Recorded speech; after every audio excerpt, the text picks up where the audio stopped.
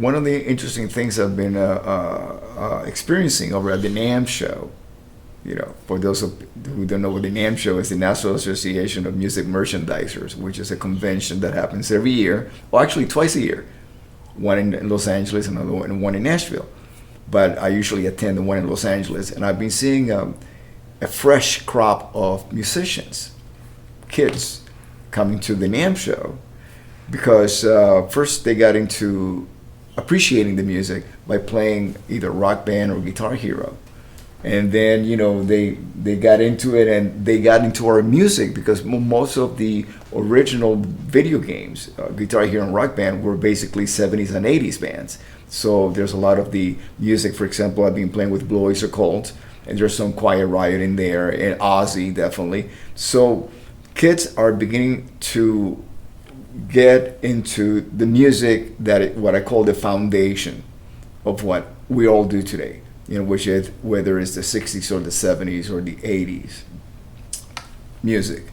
And I happen to have played with a lot of those bands. So, kids come to the show and they're familiar with what I've done, even though they're 16 years old. So now they're making the transition from playing the plastic little controller to the actual instrument, and there's so much information on the internet nowadays. I mean, stuff that I even use. I go to YouTube all the time and watch videos from Victor Wooten, or some old Jaco Pastorius, tutorials and stuff like that. Jeff Berlin is another one, and Stanley Clark. I mean, it's if you're whatever bass player you're into, I'm pretty sure you can find it on the internet. Something that my generation didn't have growing up. I remember my first record, or should I say instructional record to how to play the bass, was learn how to play the bass with the Ventures that I had back in the 60s. You had to drop the needle, and one track would have the bass track, the next track would be without the bass. So here I am, next to my phonograph, record player. For the you kids out there, is that thing that is in your parents' attic, collecting dust, and just play along with that. And nowadays, oh my God, I have a virtual amplifier which is made by Peavey in my iPhone. It's just incredible what the technology that is available to this younger generation. But the most important thing is the song. That never changes. The quality of what your contribution as a bassist is to the music that you're playing. That will never change, and that has to be the most important factor. Not the technology, but the storytelling with your instrument.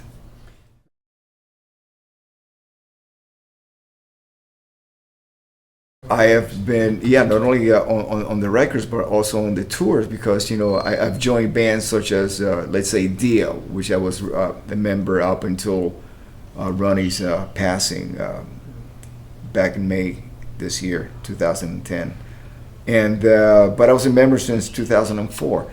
So one of the wonderful things of playing with Ronnie in the band was that I got to perform all those songs that I grew up listening to, dating back to Rainbow and the Black Sabbath version with Ronnie, and then Dio and so on. And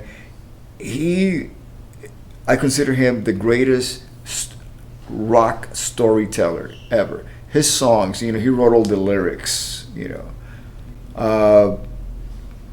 and to be able to go on stage and not only feel his presence as a incredible vocalist, but also as a storyteller, somebody who is he gets so caught up, he becomes the character in the song that he's singing.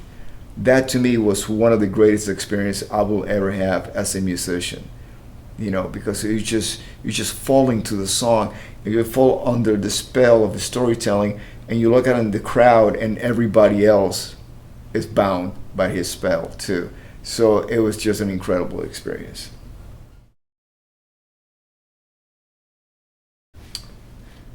I'm 59, and I started back in the early 60s, but with a guitar. I was more into playing lead lines. Like in the old days, we had instrumental groups, which are not very popular today, unless you're in the jazz fusion, territory. But as far as rock and roll goes, we had the Ventures and the all the surf bands, Dick Dale, and so I was more inclined to go in that direction. And then when the Beatles, the British Invasion, which was very vocal harmony oriented, I wanted to get in the band. And in the back in those days, each neighborhood had bands. They weren't street gangs; they were like bands. So my neighborhood, they were looking for a bass player, and since I really wasn't much into playing chords, which I do now, but then I didn't. They asked me, "Well, why don't you play the bass?" They talked me into it. I really wanted to be in the band, and it also helped the fact that Paul McCartney was one of the most popular guys around, and he played the bass, and all the chicks were crazy for him. So I said, "That's my instrument." And it was one of those things that, first of all, when I started playing it, it was just social. I liked the whole feeling that I had about having a bass and feeling the low notes and the frequencies and the role of the bass player. But it wasn't until later on that I actually got it. I understood. And that was my paradigm shift right there. Once I really started playing with really good drummers, I finally understood about the role of the rhythm section in the band. And I've been going in that direction ever since. The magic. And that's what I go for. When I play and with a good drummer, I can't really play with a bad drummer because I just get as bad as the drummer is. It's not like I'm going to make this drummer play better because he's playing with me. No. I can only be as good as the drummer is. Because what I do is I get inside their head. And when I'm playing, I'm actually looking out through their eyes. I have to be one with, And I've been very blessed to play with some of the greatest drummers.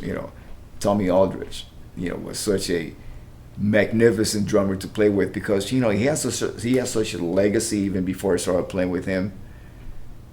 And then once I did start playing with him, I had no other choice but to really study him.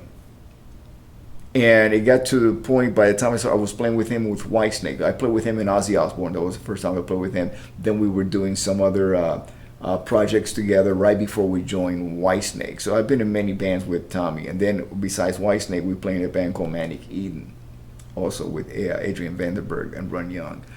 And so I really got to study everything about Tommy, especially his body language.